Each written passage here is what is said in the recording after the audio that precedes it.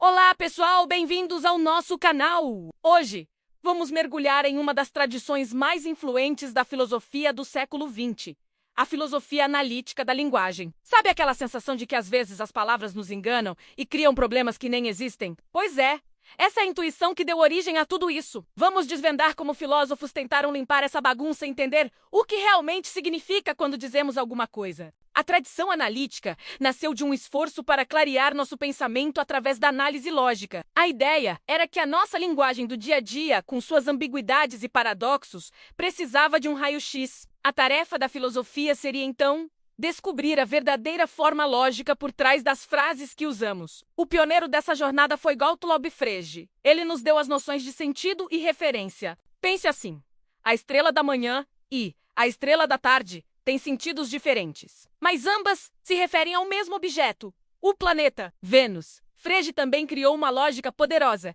que permitiu expressar relações complexas, que a lógica antiga não dava conta. Para ele, o valor de verdade de uma frase, se ela é verdadeira ou falsa, dependia da combinação das suas partes, como uma função matemática. Depois veio Bertrand Russell, que pegou essas ferramentas e foi ainda mais longe. Ele ficou intrigado com frases como "o atual rei da França é careca". Como essa frase pode ter algum sentido se não existe um rei da França hoje? A teoria das descrições de Russell resolveu isso, mostrando que a forma lógica dessa frase é muito mais complexa do que parece. Ele argumentava que muitos problemas filosóficos clássicos eram, na verdade, apenas confusões causadas pela linguagem. E então, temos Ludwig Wittgenstein, uma figura central com duas fases muito distintas. No seu primeiro grande livro, O Tractatus, ele defendeu que o mundo é feito de fatos e que uma frase com sentido é uma espécie de imagem lógica desses fatos. A linguagem, para ele, espelhava a estrutura da realidade. Tudo aquilo que não podia ser dito de forma clara e verificável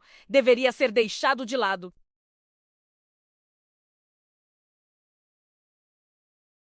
Mas o próprio Wittgenstein percebeu que essa visão era muito rígida. Ele viu que a linguagem é muito mais rica e variada na vida real.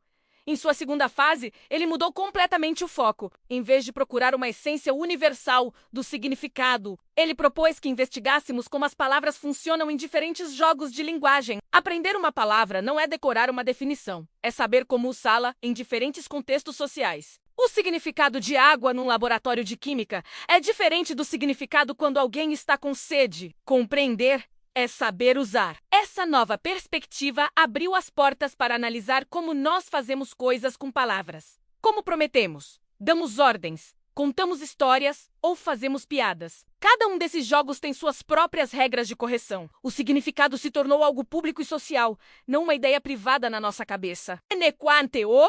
Isso a semântica formal contemporânea. Herdeira de Frege, continuou a desenvolver modelos lógicos para a linguagem. A ideia é atribuir um valor matemático ou lógico para cada palavra e calcular o significado da frase inteira a partir das partes. Nomes se referem a indivíduos, predicados a propriedades e frases a valores de verdade. Com ferramentas como a lógica modal, passamos a analisar formalmente noções como necessidade e possibilidade. Com a lógica temporal, o tempo verbal. E o ideal é que tudo se encaixe de forma composicional, como um grande quebra-cabeça. Mas a ideia de referência nunca foi um consenso. Uma teoria alternativa, a teoria causal, diz que um nome como Aristóteles não é só uma abreviação para o aluno de Platão e professor de Alexandre, o Grande. Na verdade, o nome está ligado ao indivíduo por uma corrente histórica, que começou com um batismo inicial e foi passada de pessoa para pessoa. Isso explica por que podemos continuar nos referindo a Aristóteles mesmo que descobramos que algumas descrições sobre ele estavam erradas. Essa discussão também nos levou ao externalismo semântico. A ideia de que o significado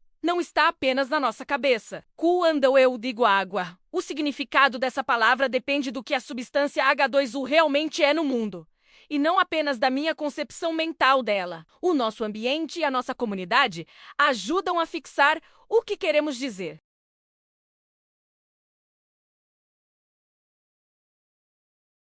O filósofo Paul Grice mostrou que a comunicação funciona com base em princípios de cooperação. Quando conversamos, assumimos que a outra pessoa está sendo relevante, sincera e clara. Isso nos permite entender implicaturas, ou seja, aquilo que é sugerido, mas não dito explicitamente. Ironia, metáforas e subentendidos não são erros da linguagem, mas inferências racionais que fazemos o tempo todo. A grande questão passou a ser o que é parte do significado literal e o que é inferido pelo contexto. A tradição analítica também se debruçou sobre a natureza da verdade. Alfred Tarski criou um método para definir a verdade em linguagens formais sem cair em paradoxos. Mas isso exigia uma separação rigorosa entre a linguagem que estamos analisando e a linguagem que usamos para analisar.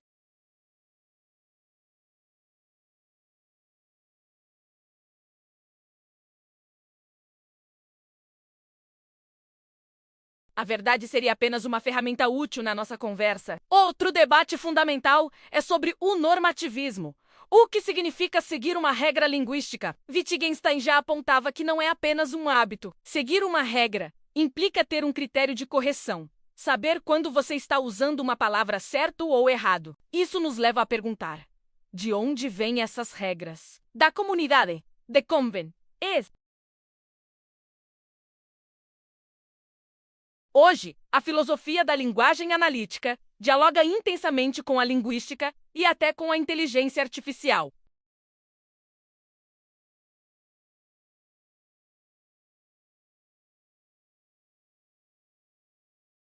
O famoso argumento do quarto chinês de John Searle nos lembra que manipular símbolos não é o mesmo que compreender o seu significado. A filosofia analítica nos ajuda a fazer essa distinção crucial entre desempenho e entendimento real. Então, qual é o grande legado dessa tradição? Por um lado, ela nos deu ferramentas lógicas e conceituais incrivelmente poderosas, que elevaram o nível de rigor em qualquer discussão filosófica. Por outro, ela nos ensinou uma nova maneira de fazer filosofia, olhando cuidadosamente para nossa linguagem para dissolver confusões e clarear o pensamento. A jornada da filosofia analítica mostra que entender a linguagem não é uma tarefa simples. Exige uma integração constante entre a forma lógica, o uso prático, a teoria e a observação de como falamos no mundo real. E é por isso que mesmo hoje essa tradição continua a ser um laboratório de ideias indispensável para quem quer pensar sobre o significado, a comunicação e a própria verdade. Espero que tenham gostado dessa viagem. Se você curtiu o vídeo, não se esqueça de deixar o seu like, se inscrever no canal e ativar o sininho para não perder os próximos. Comente aqui embaixo